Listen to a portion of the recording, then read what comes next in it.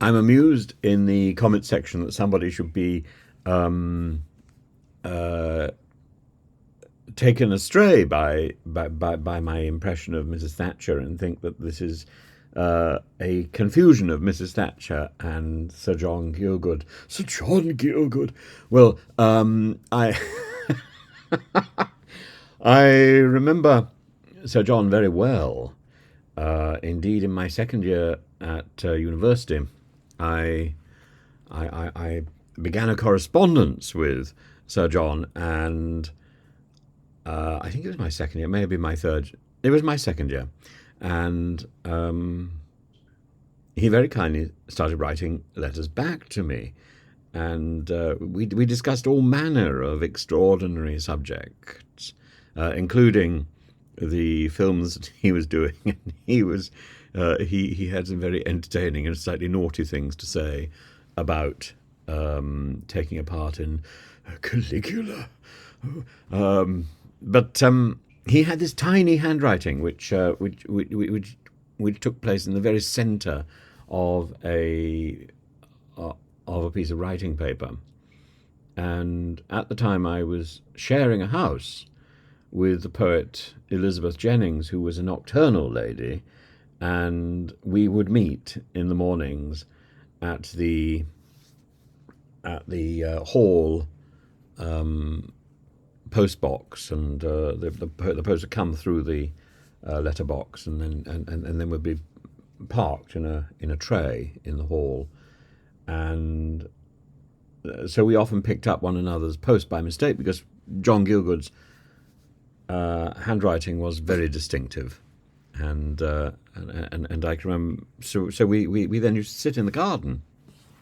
I had rabbits, and the rabbits would be frolicking around, and Elizabeth Jennings would be delighted, and we talked a great deal. We shared this correspondence in many ways, and John Gielgud was, of course, a great fan of Elizabeth Jennings' writing, and I find it extraordinary that now, as a teacher, I'm teaching it sometimes, and Oxford hasn't been terribly kind to Elizabeth Jennings. It's named a side road after her, and at the time, I remember, she was thrown out of the local cinema, which had just closed actually, because she was accused of being a vagrant, which is a little unfortunate. And as a result of this and her complaint, she was then given a lifetime supply of free tickets, and we often went to the cinema together. In fact, I remember she went to see the film Gandhi about 20 times in a row. She was one of the great eccentrics, and a few years later, I found myself taking accommodation next door, which is really odd. So I was very much in that area as an undergraduate, and I look back with a certain amount of fondness. But yes, I hope my imitation of Mrs. Thatcher is not quite the same as my imitation of Sir John. But who knows? I also remember seeing John Gielgud on stage twice. Once when I was very young, also in Oxford, and then once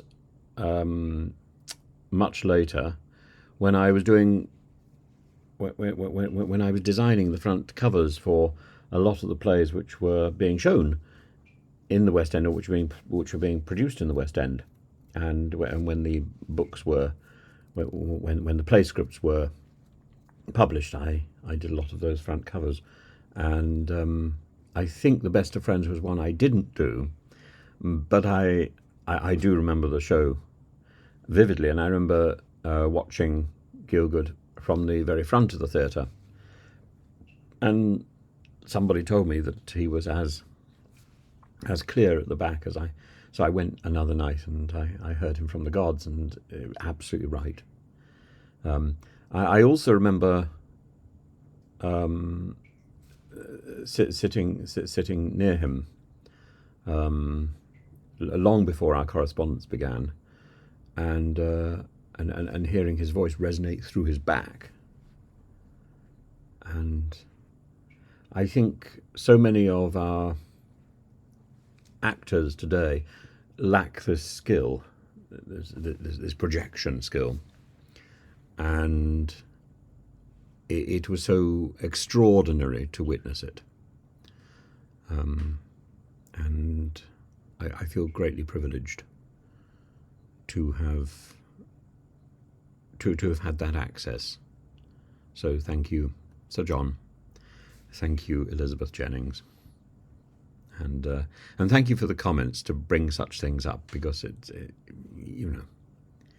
it's tittle tattle really, and it's entertainment, but it is a lovely drift back into the past, and it makes a difference from moaning about the NHS or about Suella Braverman.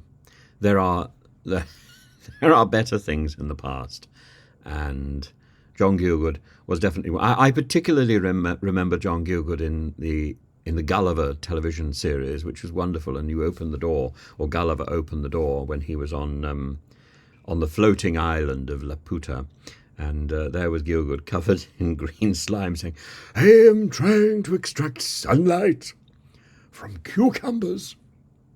And I think it was one of his last performances. Yeah. Spectacular, priceless.